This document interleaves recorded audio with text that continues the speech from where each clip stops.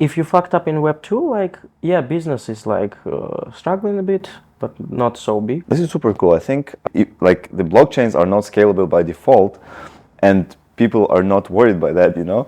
Completely destroyed, like after the sale, and it was like $1 million bug. I wish I would find someone who would explain, at least like high level, how it works. The whole Ton thing started to come out. It was like bootstrapping at the time. The end of the 2021, I guess, something like that. Still on time. At some point, time is mostly spent on the communication between the team. So Indexer is just like scanning network, scanning blockchain for new blocks and checks what's in there. It keeps data in database of the marketplace up to date.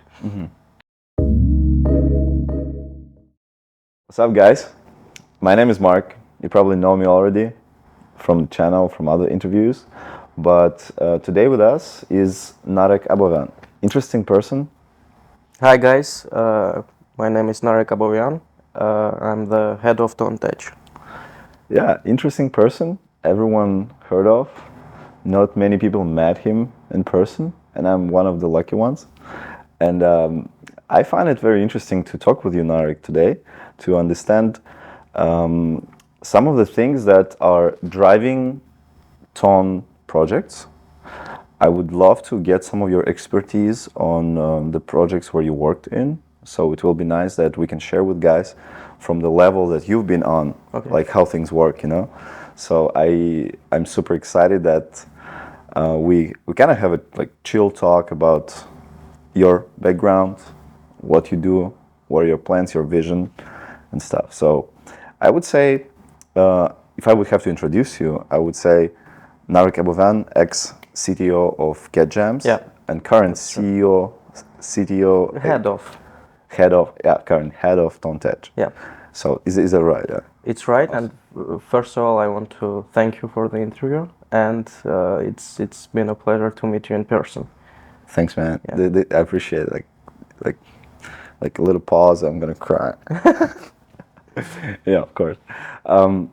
Man, a question that I ask it on every interview, but sometimes people can think this is just a question that I have on the list, but I'm personally deeply curious about how you got into Ton. Oh, that's a very interesting story. So I guess it's like a sequence of coincidences.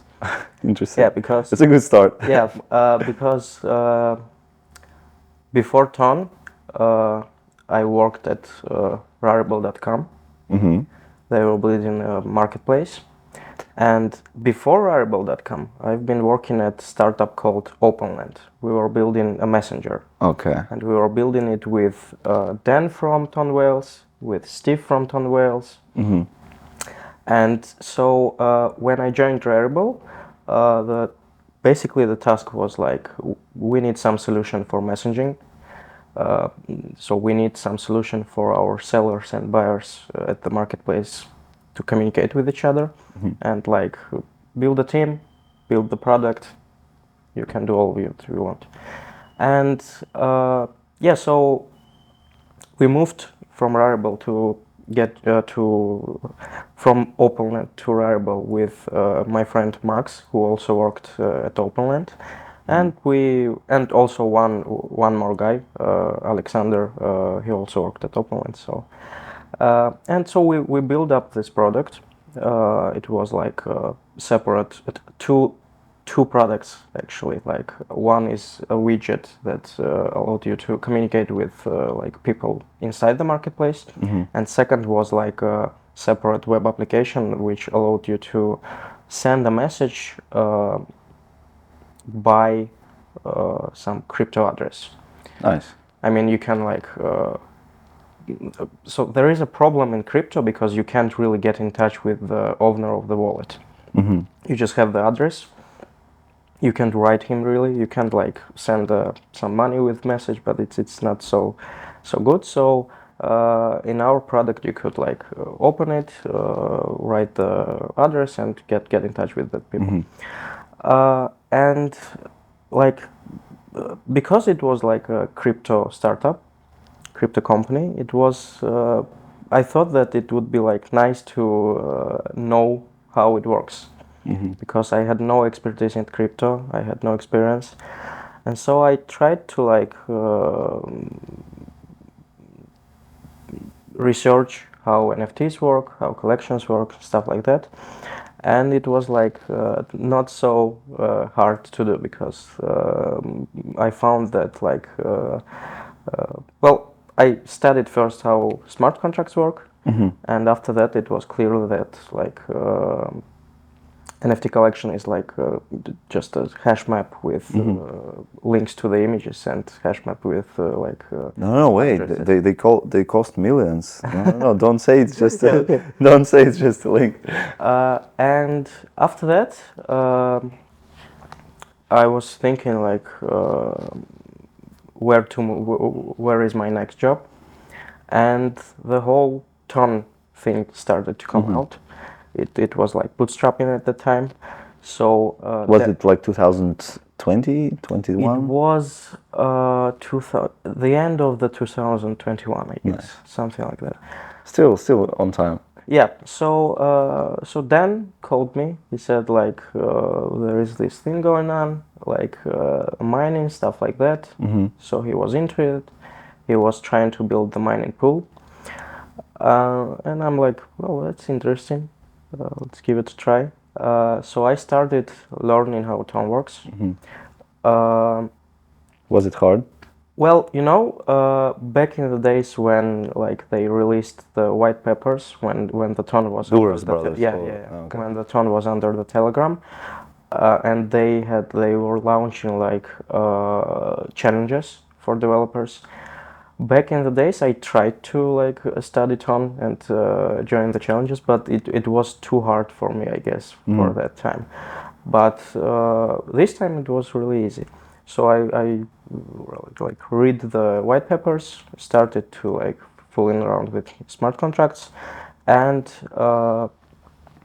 it was like from the start it was super clear that there is a lack of libraries and stuff like that. So first thing that I was trying to do was Ton contract executor, which is used nowadays. I use it Yeah. as well. Yeah, so I just like wrapped TVM in WebAssembly so that you can use it from the JavaScript.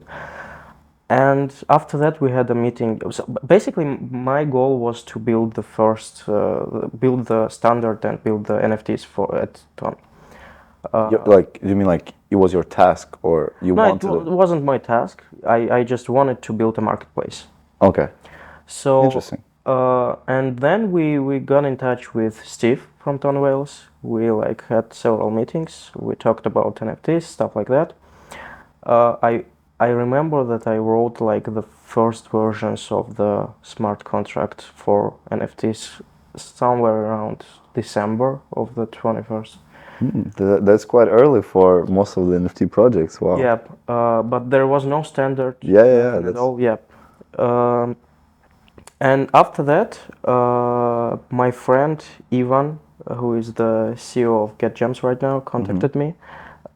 We worked with him back in, I guess, 2014 or kind of like that. We worked at vk.com. And he's like, man, like we are trying to build something here in Ton, so maybe you can join us. And I'm like, yeah, Maybe I can. yeah, maybe I can. What we were trying to build? And he's like, we are trying to build a marketplace. Wow, this correlates so much. Like, Yeah. that's what you wanted, and then he comes with that idea. Yeah, I'm like, okay, Yeah, cool. makes sense to me.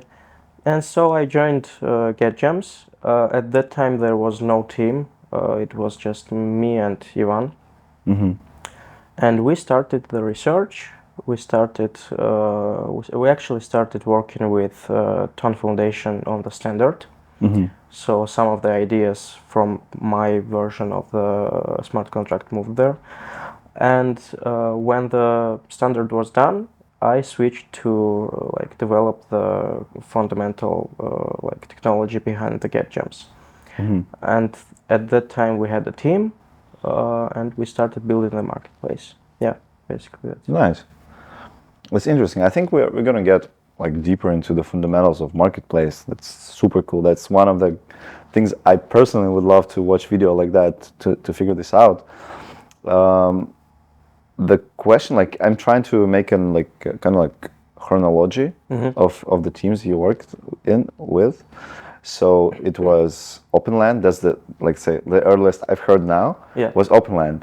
So let me finish from this one, and then we'll go. Maybe there was something before. So we say OpenLand, we say Rarible, we say GetGems, TonTech. 4 teams. Yeah. Can we put the Ton whales between OpenLand and Rarible? No, not actually. I didn't work at Ton Whales, but because Steve is my friend, Dan is my friend, we had several meetings with Sergey, so we communicate with each other. We talk on technical stuff like that, but I was never part of the team. Okay. And another question, by the way, that I just was curious about from this chronology, can we say that you kind of took part in the like how NFT standard was born? Well, kind of, because basically I don't want to like get some regards, but basically standard is created by the Ton Foundation. But there is like we discussed it with them. There is some ideas from me and from Steve there, and if I remember correctly, in the first version of the standard there was like mention of me and Steve. Nice. Yeah, but I guess they removed it. So you don't keep contributing, or there's nothing to continue? No, we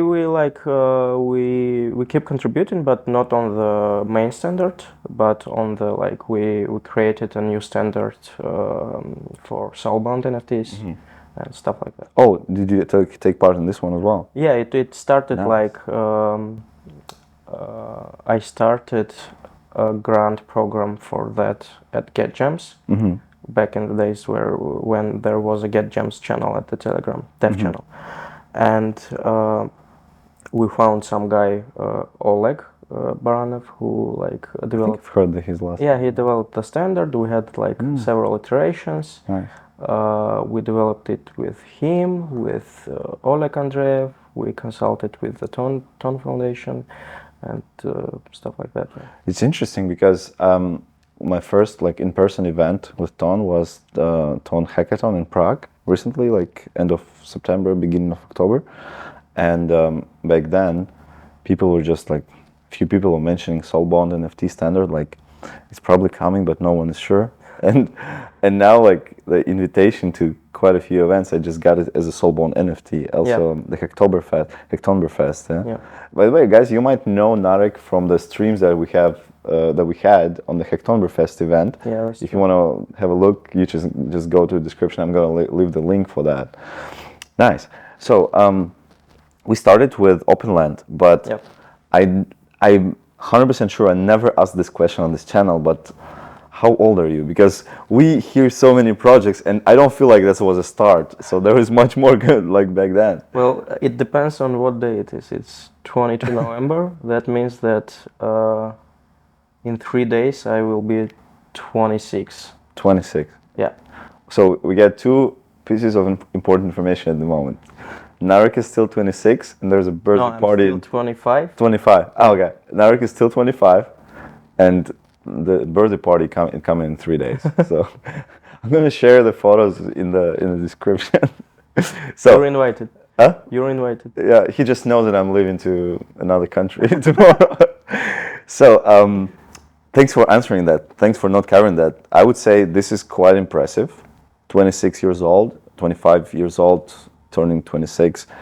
And you worked in so many projects, but are you okay to kind of open the previous projects? Like to tell us, like from the school, like where did you study and how did you get there? Like to open Well, first of all, you really should take an interview with Dan because he's more impressive guy. He's like 19 years old.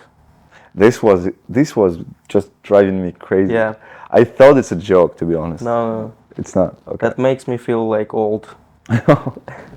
Guys, probably here at the corner you will see the link to interview with Dan, because I'm gonna do that for sure. I'm gonna do that for sure. Thank you that for is a reminding cool me guy. about that. So what was before OpenLand? Before OpenLand,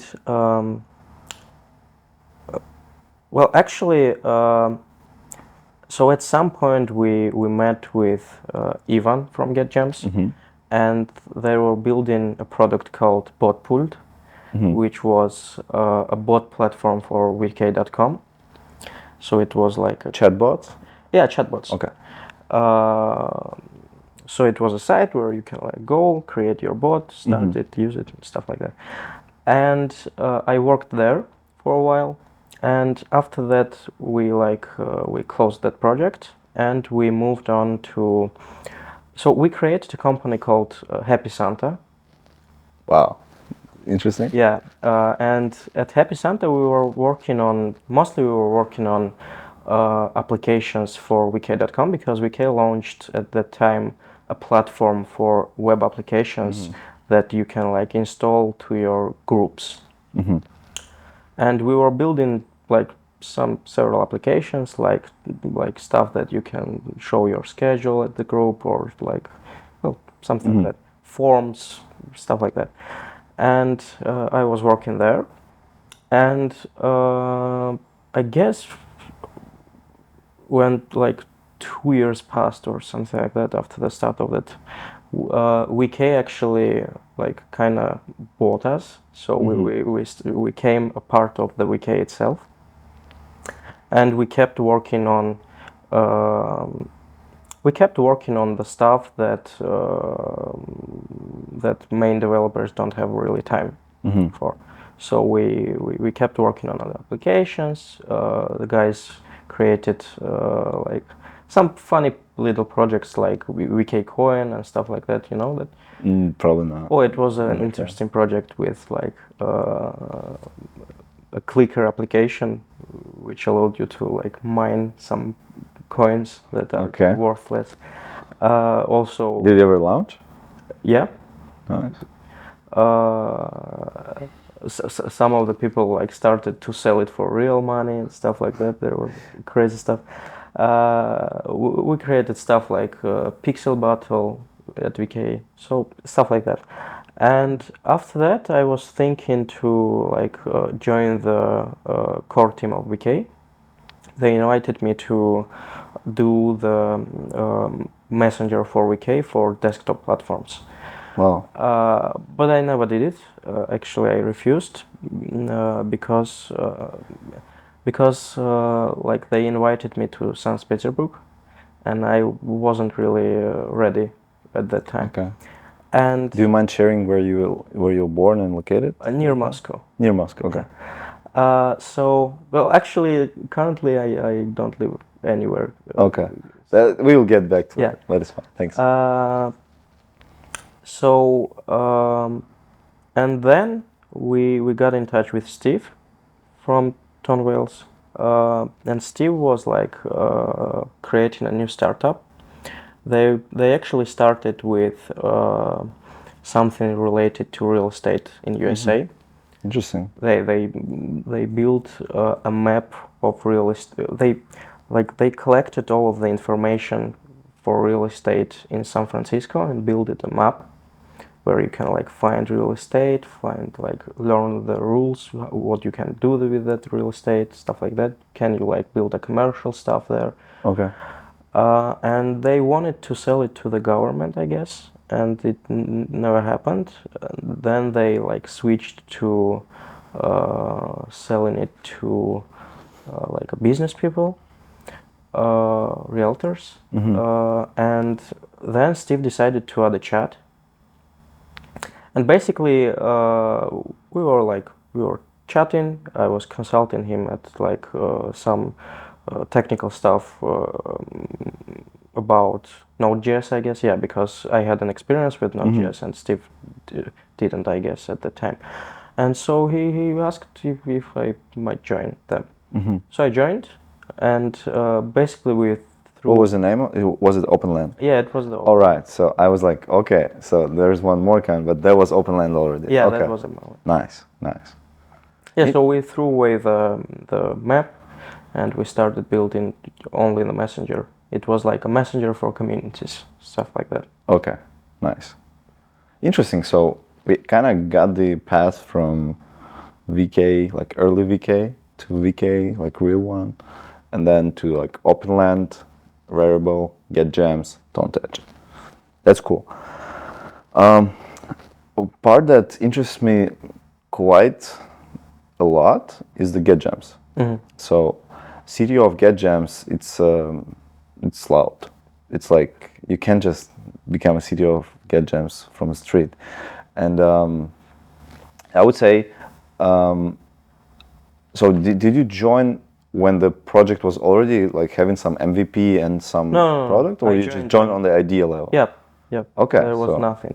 so basically, it was responsibility on you to actually make things happen. Yeah. So basically, my role was to bootstrap the core technology behind the GetGems because I wasn't involved much at like front end stuff or stuff like that. I was building the core fundamental backend stuff that like powers the GetGems.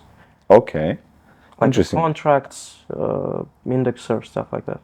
And I'm just curious when the GetGems started then.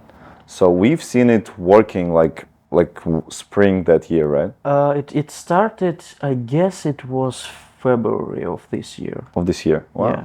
So it started at the February, I guess, and somewhere around like after 1 or 2 months, the standard was released, and after that, we released GetGems after like 2 months after the standard. Nice. That's interesting. And because can we consider you one of the co-founders, or you were like Not really. okay. Just So you had a role. You were doing Yeah. the very direct thing. You had to do it right. Yeah.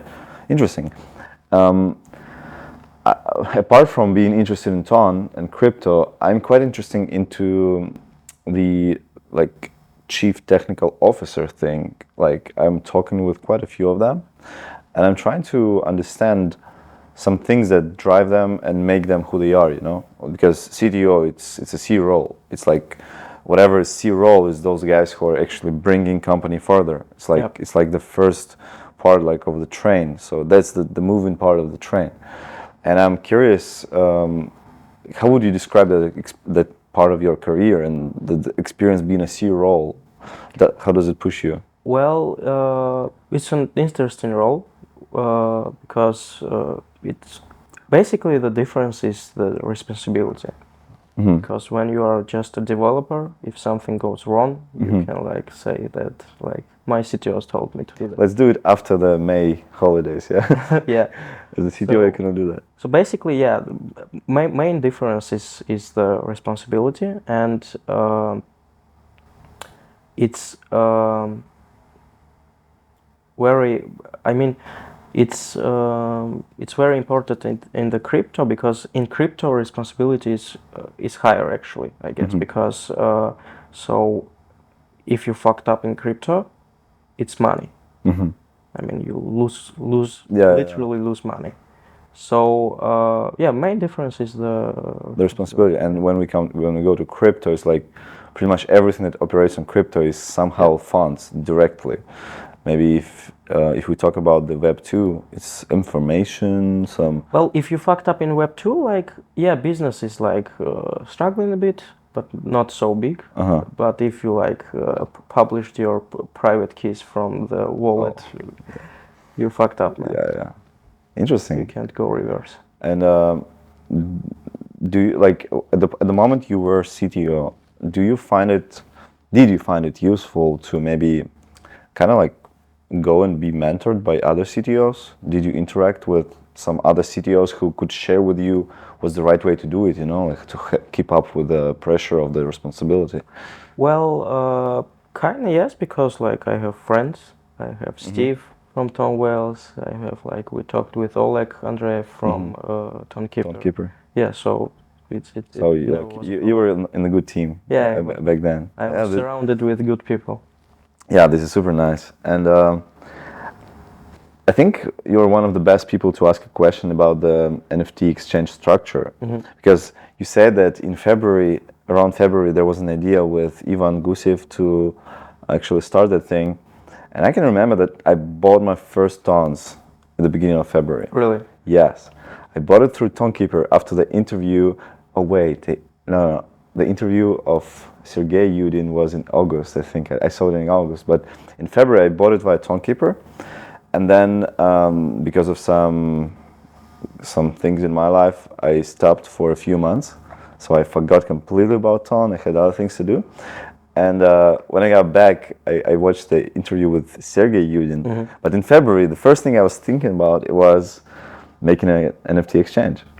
But I would say that the idea of making an NFT exchange for me was a little bit more before Ton even. Like I was inspired by OpenSea. Apart from the hype and millions of dollars for one JPG file, I kind of love the idea of place where you could kind of exchange the real value rather than just numbers in a table. That was super inspiring for me. And I started to learn what parts the NFT marketplace consists of. And for OpenSea, it was quite hard for me. There was some protocol of interaction between smart contracts. I didn't get it. There was lack of documentation. I can't even remember the name at the moment. But my question is, what parts are like necessary to build NFT exchange? Like if we know basic, like front end, back end, smart contract, but I think there's much more behind it, right?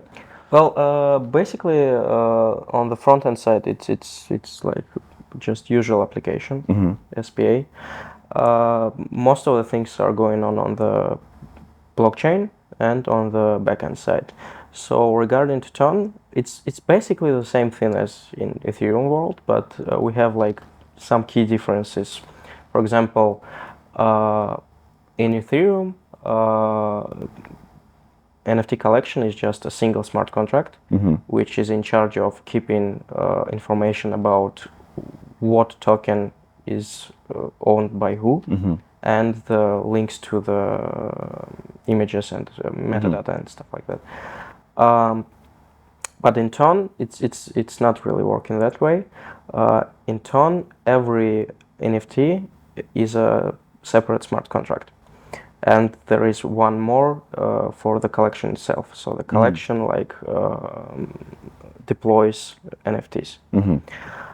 So it was built that way because of the Ton technology itself, because it's a sharding blockchain. So we don't really want, for example, if you have like a collection with 1 million NFTs and like it's really popular one, and people are like selling it back and forth, and there is too much pressure. So if we do it in one single smart contract, it would be like too much pressure on specific set of validators on the network. So it would be like that contract would be sitting in single shard. That's not really like scalable. So that's why we build the standard that way, that like each NFT is a separate contract, so that if like the requests are spread to those accounts, and network can like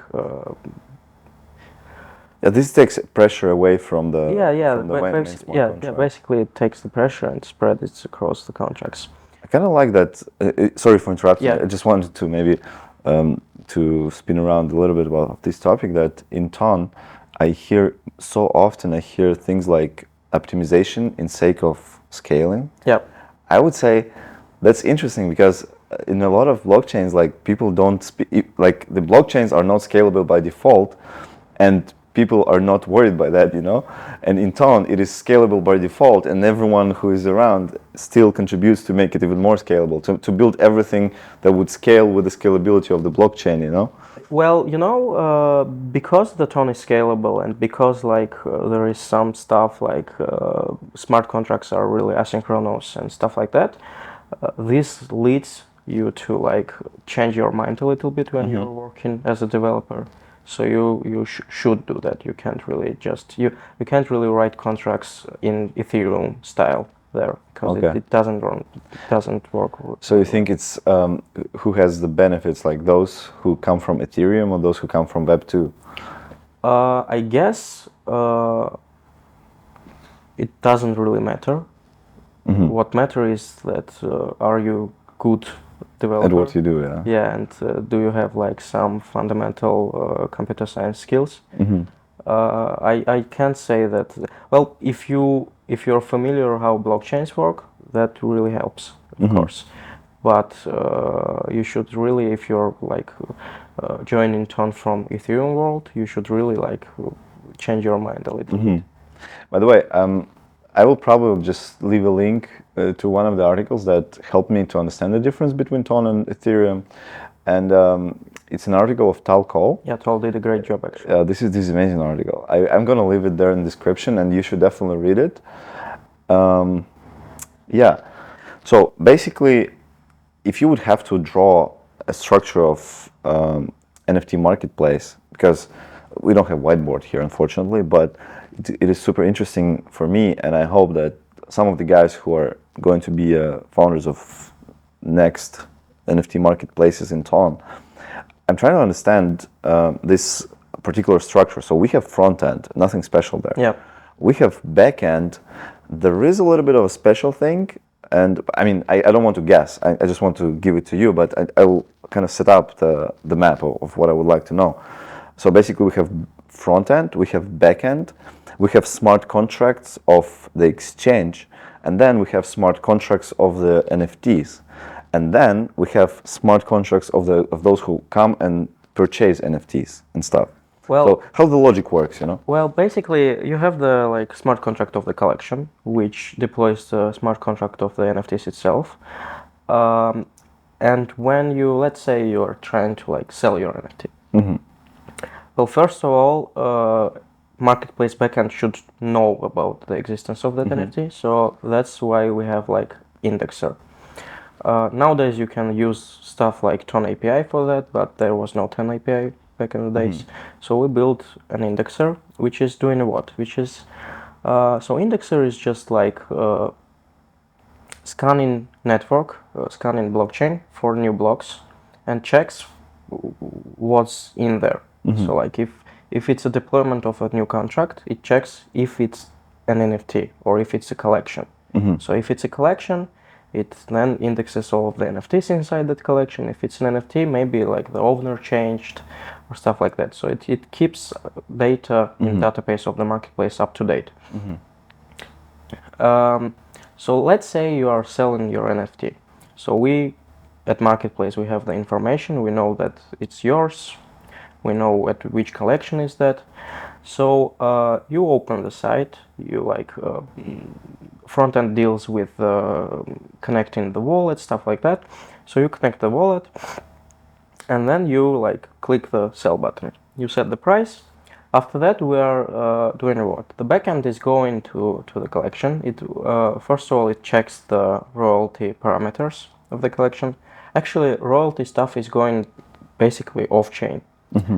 So marketplace decides whether or not he's like respects those royalty parameters or not. Interesting.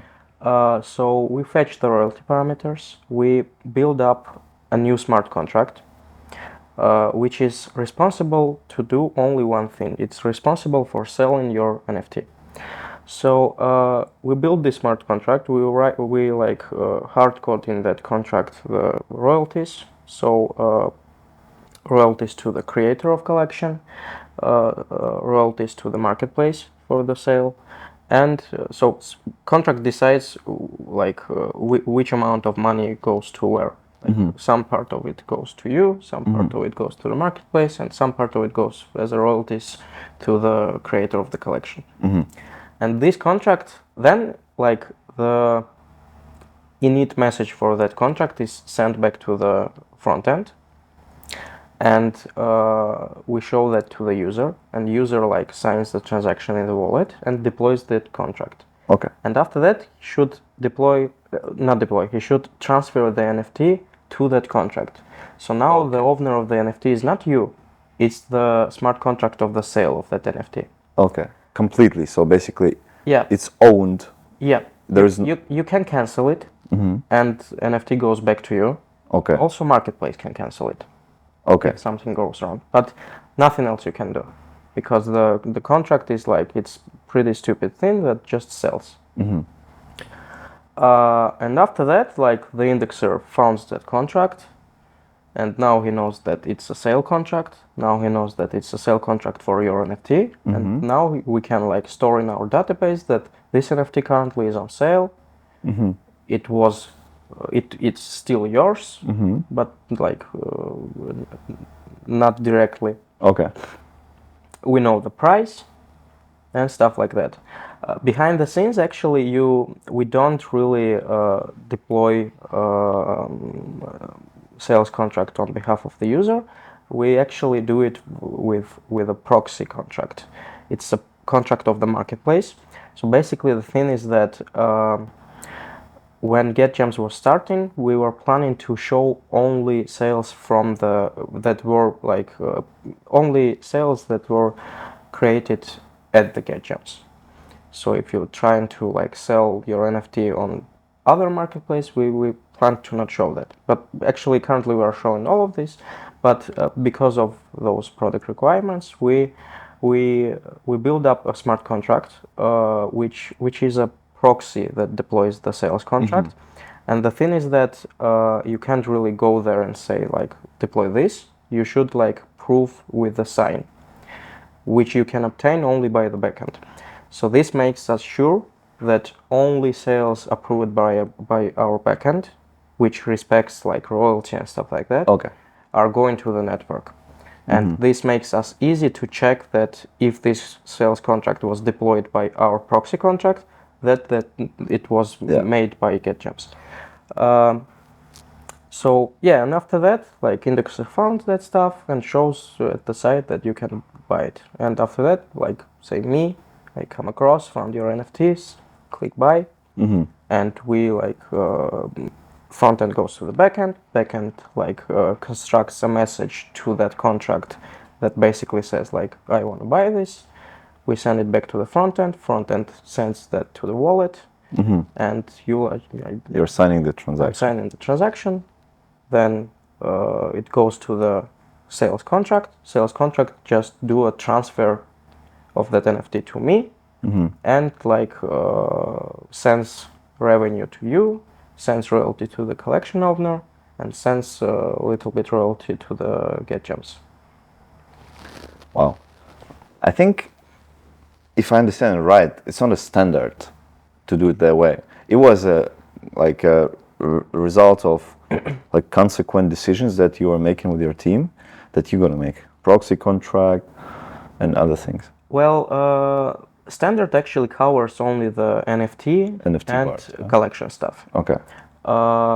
They also had an example of the marketplace contract, but without the sign process that was innovated by us. And they have had an example of the sales contract, but we tweaked it a little bit because like there is some corner cases you don't really. They were like at the reference implementation, sales contract gets destroyed after the completely destroyed, like after the sale, and it was like $1 million bug because let's say there is a NFT that everyone wants to buy, and let's say like me and you at the same time sign the transaction to buy it. Basically what would happen, let's say you're lucky, you're the first one, you get the NFT, but my transaction is already sent, so the money goes to an uninitialized contract, and you can do nothing to get your money back. Okay. So we tweaked the contract so that it doesn't get destroyed. We also tweaked that so because some of the people don't really understand how it works. For some reason, they are trying to like transfer their NFTs to that contracts. For some reason, we don't know why. So we added a mechanics that after the sale is complete, marketplace can send arbitrary messages from that contract, because we don't want to do that. Like we really don't want to send those messages only after the sale, because if we do that, like if smart contracts allows marketplace to send any messages from that contract before the finish of the sale, we can just transfer your NFT to us. So it allows you only after the sale is done. So this helps us, like if someone comes by and says like I sent 100 tons to that address for no reason, we can return it. So basically, yeah, standard doesn't cover all of that stuff, and we build it. We also built via a grant from GetGems. We built Cruciado and Purple. They built a smart contract for I think I've heard about auctions. Cruciado. For what? Auctions. Auctions. Ah, okay. Yeah. So this is separate smart contract. Yeah, it's a separate. So basically, the thing is that you can like came up with idea of how you want to sell your NFT, and you can write a contract that does that. So basically, like Holland auctions could be also implemented it's as a a smart separate contract. Yeah, you just transfer the NFT to that contract, and it basically deals with it. Interesting. So we used that that contract for auctions. We tweaked it a little bit and stuff like that. Yeah, basically that's it. This is super cool. I think we are going to. I wish I would find someone who would explain at least like high level how it works, because it's different. You go to Google how Ethereum NFT marketplaces work, and of course you will understand at some point it's like a backend, front end, and smart contract, but there are so many things that could be like nuances and like it's like special moments of how it works. And I believe it's super cool that sometimes we could have someone who did it once explaining that at least high level. Maybe at some point we would maybe manage to kind of record a tutorial on that, and someone who just came to Ton and he's kind of like doing good mastering fancy, he could actually implement a smart contract for NFT marketplacing. And I think a little bit later when we are going to talk about other topic as well, I will ask you about how this could be managed. That knowledge like that, like you have, could be kind of open source to everyone. So we would have more better projects than now. But let's keep moving on your career path. So we got stuck with GetGems for quite some time. But so you moved from GetGems, you moved to TonTech. Yeah. And this is interesting, like how you talk about GetGems and how deep you understand how it works. I so much want to understand what was your motivation behind it, at which point you decided to do that. Tell us this story. Well, when I started working on the GetGems itself, it was super clear to me that there is a lack of fundamental stuff. So we really should put on effort on building the building blocks for the marketplace itself. So I started basically building the blocks out of which the marketplace would be built. So I started like covering the contracts with tests, the standard ones, like. Do you mean TypeScript tests for? Or? Yeah. Like we invented how to write tests for the contracts. We wrote some contracts like the marketplace contract. We like tweaked a little bit the sales contract. We also invented a thing called single NFTs, because like the standard doesn't tell you that standard actually doesn't tell you that you can't put an NFT without a collection. You can do that, but there was no implementation for the contract. We wrote that too, so nowadays you can like mint a single NFT at GetGems, which is like an NFT without a collection. So yeah, and on top of that stuff, we built the marketplace, but it was still clear to me that it's not enough. I really wanted to like keep working on tooling, libraries, and stuff like that, because like every day someone asks me how do I do this, how do I do that, why it's not so easy just in Ethereum, what we can do with that. And but did you have some examples from Ethereum? So, but you didn't have experience working with Ethereum. Like no, I don't have Rarible, experience working with. I think Rarible is Ethereum marketplace, but you still didn't work with a smart contract. They are currently a multi-chain marketplace. No? Yeah, when I joined it was only Ethereum, but when I was quitting Rarible, it was like Tezos, Solana, stuff like that. No Ton yet? No, no. Unfortunately. I just recently I contacted with the CEO of Rarible and said, "Hey, maybe you wanna like support Ton," and he said no. He probably knows about Fund C. Maybe. Yeah. So and so this is how TonTech actually started. I found that there is a niche for that. So basically, we have like two main goals. So because GetGems is a part of First Stage Labs, there is much like at First Stage Lab there is like several product teams, and not every product team has an expertise at blockchains, and not every product has an expertise in Ton blockchain. And we found it would be helpful to help those guys to like focus on the product itself, not on the technical deep stuff of the Ton itself. So we started one of the goals is to help the product teams at First Stage Labs, and second is and actually not only First Stage Labs, we help like other teams too. And second is to build tools, build libraries, build the infrastructure for the developers around the world, commit really hard on the open source. Wow. I'm trying to come up with some example from movies, but the only one I have now is like Avengers. So it's like you guys come and make things happen. So you kind of make projects to actually launch. Well, kind of, yeah. We help them with the blockchain side of things.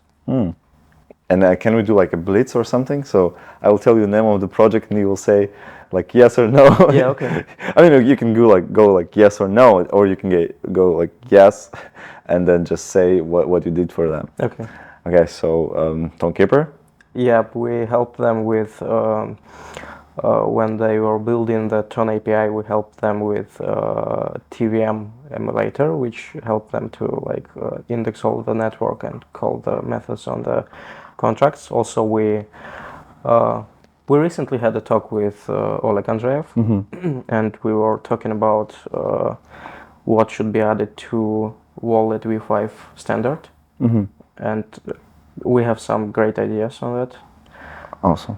Well, which standard? Wait, I think I missed it. Wallet v5, because we have now Wallet v4, which supports plugins and stuff like that. Yeah. And we are planning to build the fifth version. Okay. So Tonkeeper, check. Yeah. TonHub.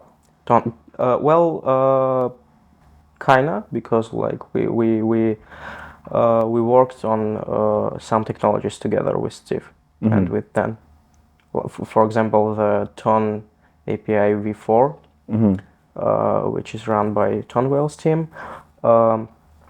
It started like I was wondering how we can like at GetGems get information from blockchain faster, and we were using Ton Center at that time, and I was wondering like why we can't go straight to the light server, and I implemented like a proof of concept of the client for Node.js that goes straight to the light server. Nice.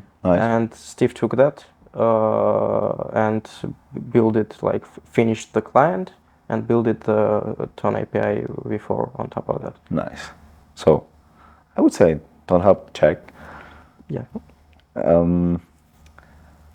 Let's go with StonFi.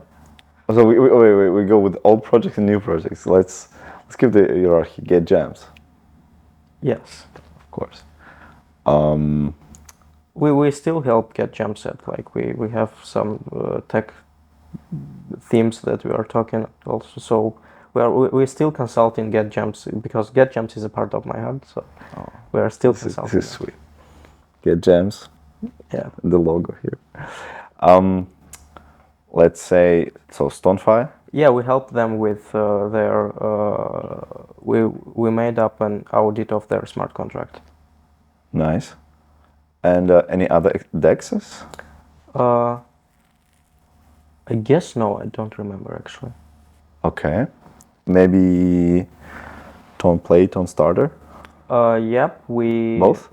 both. We did the audit of contracts of Ton Starter, and as of Ton Play, we helped them with standard for Jeton's metadata. So basically, they wanted to add some fields to the Jeton's metadata that helps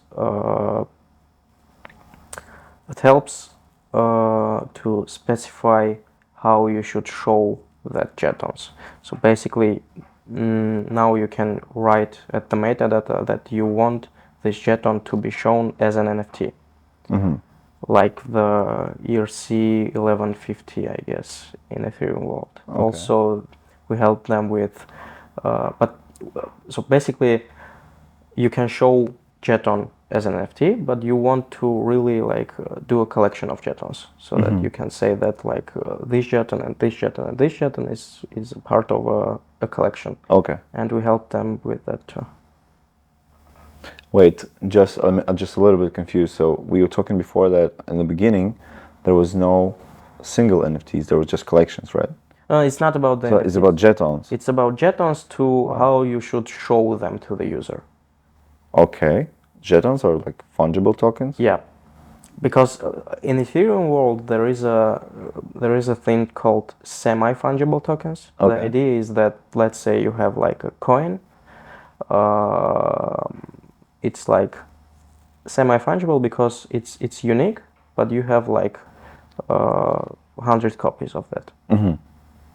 So basically it's a Jeton. Which makes it semi-fungible. Yeah, it's basically Jeton, but it's the question of the representing it to the users. So we added basically the guys added we helped them with they added a field at Jeton metadata that tells marketplaces how to show that Jeton, to show it like a Jeton or to show it like a NFT with an image and stuff like that.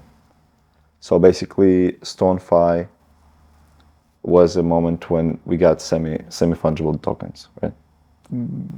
Maybe. Okay. I guess they are not StoneFi. It's TonPlay, and they will use it for games. Okay. Yeah. Oh yeah, I think I know, because I was talking with TonPlay guys. Yeah. You guys probably should go into the library of the videos, and we have a nice interview with Mikhail Gavrilov and Daria. So it was a very nice talk. I know that, guys. Yeah, go and watch for it. It's a very interesting project, and so basically we would say that TonPlay was the ones who invented it, right? I mean, yeah, with the help of Avengers, aka TonTech. Yeah. Cool. Which other project types? I would say Tegra. No, we didn't. Nothing to do with Tegra. No. Okay. I will name project Ton Space, but it's not really a project, it's a documentation project. Yeah, we helped Roman with some technical stuff, so that he can write the right thing, right documentation. Yeah. Cool. So, interesting, Narek. I would really love to raise one topic that means a lot to me, and I see some kind of a tendency that at the beginning we had kind of like technology ready for, I would say, geeks, those who are ready to go into stuff very deeply and very fast. But there's a few different types of learning types. So some people are ready to dig into barely documented code and understand how it works. They say the code documents itself. Like Steve says, we code without bugs because it's faster. And then there's a few more layers. So there is someone who is like very motivated, but still lack of documentation or lack of tools. And then there is someone who is just interested and he's just curious. So how can we do our best to provide them with whatever they need to build that stuff? Well, it's a good question, and I think that we should put much effort on the documentation. We should put much effort on the libraries, tutorials, and stuff like that. And I want to recall a great speech from Steve Jobs back in 1997, I guess, at Macworld Expo. So he was returning to the Apple, and he was talking about the strategy of the Apple on how to get back the developers, third-party developers, because Apple was struggling a little bit at that time. And so basically he used this metaphor of floors of the building. For example, if you have a team of developers, they can really build an application of like third floor. They can't really build an application of 10th floor. And you can't really like scale your team just by adding a people, because we all read the Mythical Man month. You can't really add another 10 developers and think that things should go faster. It's mostly it goes slower because communication. Because you spend most of your time on the communication with the team. So and then he started comparing the operating systems. Like the MS-DOS is like on the first floor, so this already lifts the developers up in one floor so that they can start on the one floor, and they can deliver like not third floor application but fourth floor application. And then he like shows the macOS, the old one, which is like fourth floor, and they had a problem with Windows because Windows was fourth floor too. Mm-hmm. And the solution was to create a new operating system, the OS 10, which allows you to start at the 10th floor. So if we compare it with Ton, basically Ton as a technology is, I guess, on the 4th floor, but we have Ethereum, which is, I guess, it's on the 2nd floor, but because like Ethereum has all of these tools, all of these libraries, tutorials, stuff like that, this helps the developers. So it's nowadays it's on, I guess, 4th floor too. Mm-hmm. So it's a T. So what we should do, we should like develop tools, libraries, and solutions for the developers, which lifts up the Ton to the 6th floor or 7th floor, so that the developers can start from the 7th floor, mm-hmm. so that they can deliver their 10th floor application. So this is the vision of TonTech, mm-hmm. so that we provide we provide the community with tools that are needed to lift up the Ton, to start them to develop more great applications on the Ton, basically. Wow, that's nice. And I think this is a very big mission for the blockchain like Ton, that is hitting to the goal of like 1 billion users, like the mass adoption. I think it's a special role of TonTech. We can't kind of reject it. It's just I'm feeling quite. I'm feeling the speciality of this moment, that we are talking just like that. At some point, it will be hard to even reach you, but that's great. We talked about so many things. We talked about your path and how you contributed to so many projects in Ton, and GetGems is a big milestone of your career. Then we got to the TonTech and what you guys do on every level. And a question I think will be raised for each person who is watching the video is how to get on TonTech. Like how to be part of your mission, how to improve things and get things done together with you. Yeah, well, we have this thing called Ton community moving on. So basically the problem is that we have the Ton main organization on GitHub, but there is too much responsibility because the core team doesn't really want to add too many people there, mm-hmm. because the responsibility level is too high, because if something goes wrong, the whole collection goes wrong. And so we thought about that, and we came up with a thing called Ton Community, which is a separate GitHub organization, where the responsibility level is much lower. There is no super critical stuff in there.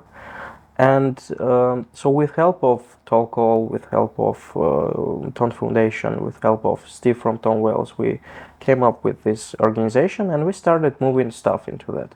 So I personally moved my Ton contract executor there. Dan from Ton Wales moved VS Code extension for Fancy there. Steve personally moved lots of stuff from Tonwell's team. Roman actually is keeping the documentation here.